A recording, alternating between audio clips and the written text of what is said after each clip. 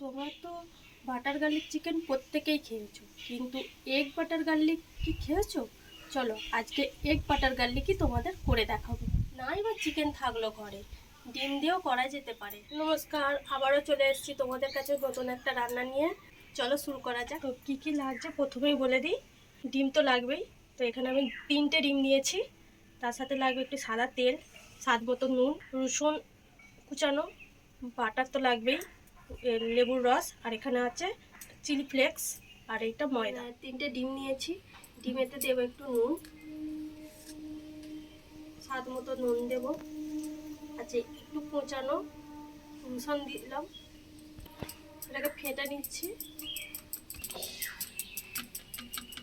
প্রথমে একটা ছোট টোপ নিয়ে নিলাম, এটাতে এই ডিমের গোলাটা দেওয়ার আগে আমি একটু তেল মাখিয়ে নিই। এই গোলাটা দিয়ে দিলাম, ওই জলেতে সিদ্ধ চাপিয়ে দেবো। ভাপা বসিয়ে দিলাম, দিয়ে এটা চাপা দিয়ে দিলাম। 15 মিনিট সিদ্ধটা হয়ে গেলে নামিয়ে নেব। হয়ে গেছে সিদ্ধটা, দেখে নাও। এবার এটা নামিয়ে নেব। দেখো সিদ্ধটা কত সুন্দর হয়েছে। এটাকে এবার আমি পিস পিস করে কাটবো।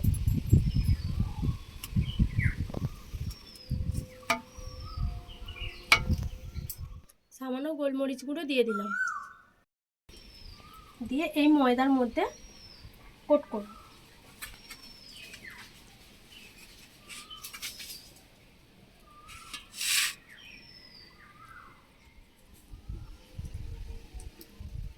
ময়দা দিয়ে কোট করা হয়ে গেছে। এবার আমি সামান্য সাদা তেল দিয়ে এটা একটু ফ্রাই মতো করে নেব। এবারে একটা একটা করে ছাড়বো।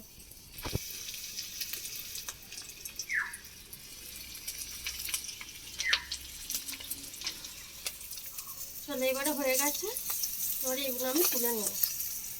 দেখো লাল লাল করে কি সুন্দর ভেজে নিয়েছি, এর থেকে বেশি ফ্রাই করতে হবে না। আচ্ছা, এই বাটারটা পুরোটাই দিয়ে দেব। এবার রসুন কুচিটা দিয়ে দেব। তো লাল লাল করে ভাজা হয়ে গেলেই ময়দাটা দিয়ে দেব। তারপর সামান্য জল দিয়ে এটাকে নাড়াচাড়া করতে থাকতে হবে। আচ্ছা, এই ভাজা ডিমগুলো দিয়ে দেবো। এবারে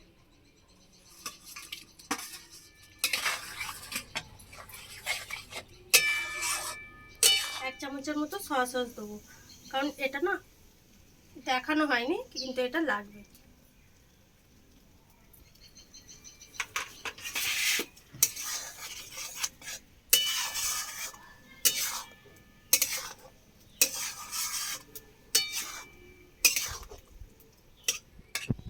এবার দিয়ে দেব লেবুর রস।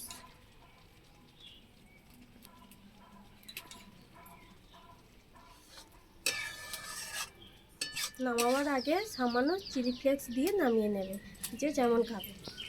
আচ্ছা, এটা হয়ে গেছে, এবারে এটা তুলে নেব। আচ্ছা, সাজানোর জন্য একটু কারি পাতা দিয়ে দিলাম। দেখেই নিলে কত সহজে এগ বাটার গার্লিক হয়ে গেল। তোমরা বাড়িতে করো। নাই বা চিকেন থাকলো ঘরে, ডিম দিয়েও করা যেতে পারে। তো ভালো লাগলে আমাকে জানিও, আর লাইক কমেন্ট শেয়ার আর একটা সাবস্ক্রাইব করে দিও। আমার ফেসবুক পেজে একটা ফলো করে দিও। ধন্যবাদ।